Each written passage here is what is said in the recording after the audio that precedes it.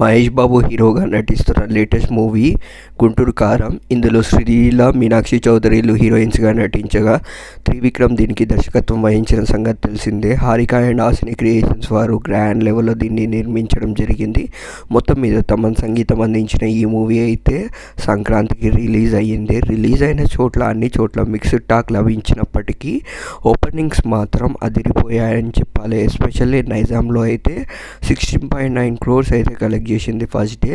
ఇది సర్కార్ వారి పాట రికార్డ్ ఫస్ట్ డే కలెక్షన్స్ని అయితే బ్రేక్ చేసినట్టు తెలుస్తుంది అఫీషియల్గా. మొత్తం మీద ఇంకా రానున్న రోజుల్లో ఎట్లయినా సీజనల్ హాలిడేస్ కాబట్టి, సంక్రాంతి హాలిడేస్ కాబట్టి ఎలాంటి కలెక్షన్ కలెక్ట్ చేస్తుందో చూడాలి. ఇంకా సైందో నా సామిరంగా రిలీజ్ కానుంది. హనుమాన్ అయితే బ్లాక్ బస్టర్ టాక్తో దూసుకెళ్ళిపోతుంది. సో మరి గుంటూరు కారం ఈ సంక్రాంతి సందడిలో ఎలా సందడి చేస్తుందో చూడాలి.